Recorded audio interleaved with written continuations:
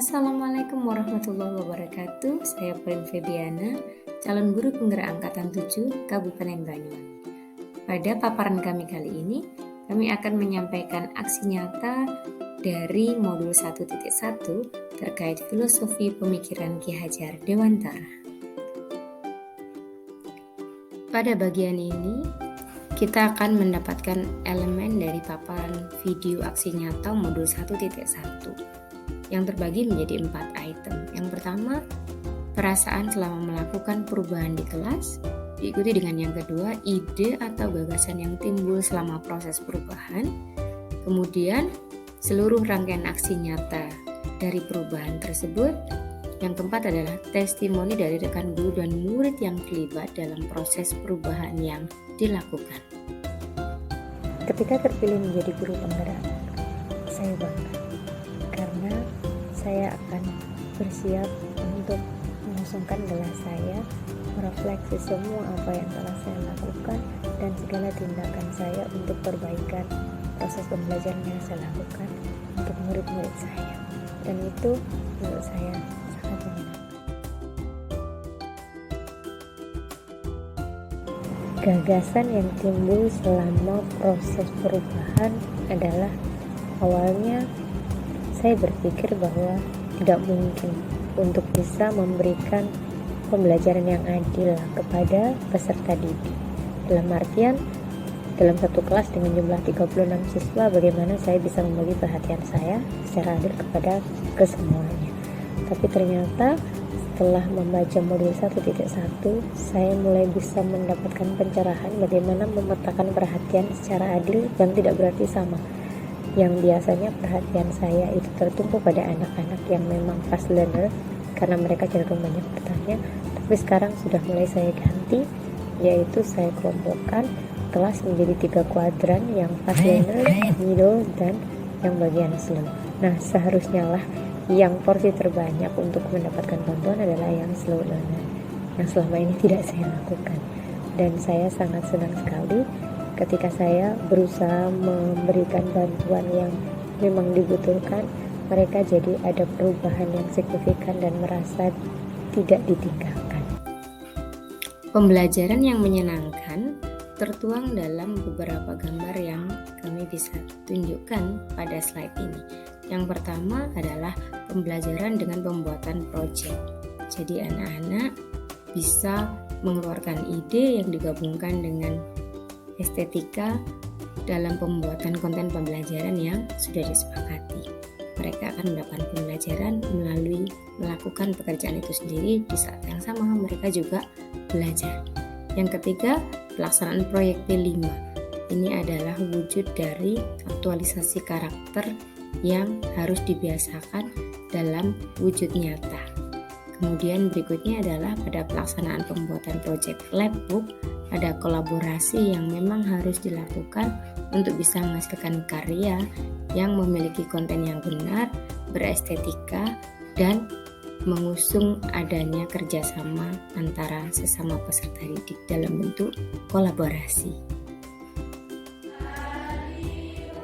Pada pembiasaan praktik baik, ada banyak hal yang dilakukan. Beberapa di antaranya adalah senyum, sapa, salam, sehingga ketika mereka datang ke sekolah, kami siap menyambut dengan senyum, sapa, dan salam agar pembiasaan baik itu juga bisa tertanam pada diri anak-anak itu.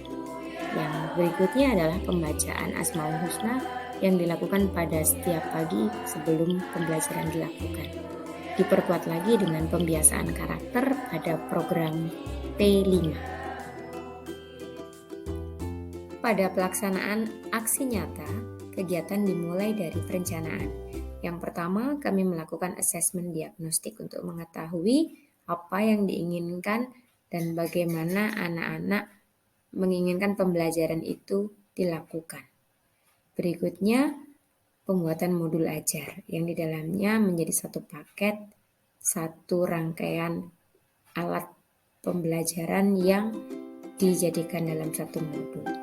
Berikutnya adalah penyusunan LKPD untuk mengukur progres kemajuan peserta didik.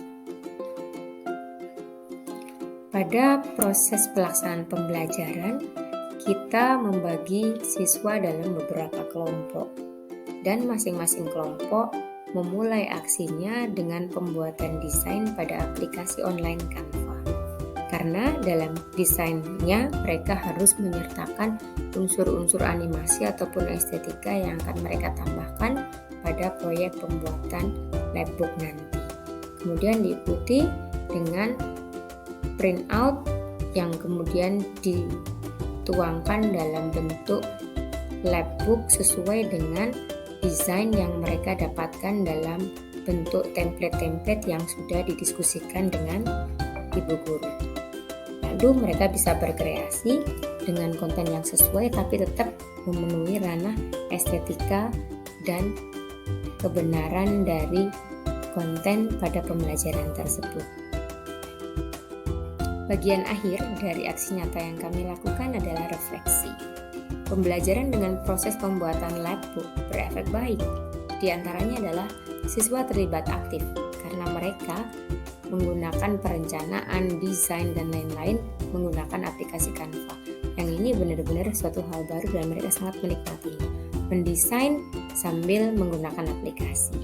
Yang kedua, mereka belajar tapi juga sambil melakukan. Kita menyebutnya learning by doing. Berikutnya, mereka merasa pembelajarannya lebih merdeka, tapi di saat yang sama mereka juga belajar. Dan yang berikutnya adalah merangsang kreativitas, karena mereka harus bereksplorasi untuk membayangkan bentuk labbook mereka nanti seperti apa.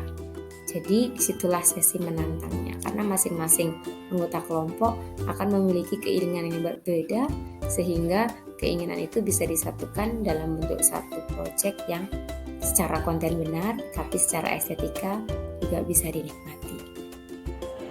Ketika memulai kelas kita langsung memberikan materi. Tapi ketika mulai kelas, Solin akan memberi motivasi kepada kita untuk semangat belajar dan untuk masa depan aja. Bedanya Solin sama guru yang lain itu waktu pengerjaannya itu lebih disiplin. Solin tuh tidak membosankan, sangat menyenangkan. Terus seru sih, energik orangnya. Kemudian Kai sangat baik sekali. Kemudian dalam bekerja sama dia sangat baik sekali karena sangat cocok untuk bekerja sama. Kemudian saya sangat untuk pemikirannya dia selalu punya pikiran yang benar-benar improve sekali ketika ada kegiatan apa. Kemudian diberi judulnya saja, dia langsung bisa improvisasi sebaik mungkin. Special thanks kami ucapkan kepada Bapak Fasilitator, Bapak Nur Iskandar, kemudian kepada Bapak Pengajar Praktik, Bapak Marupin Ali. Terima kasih untuk segala bimbingan dan dukungannya. Assalamualaikum.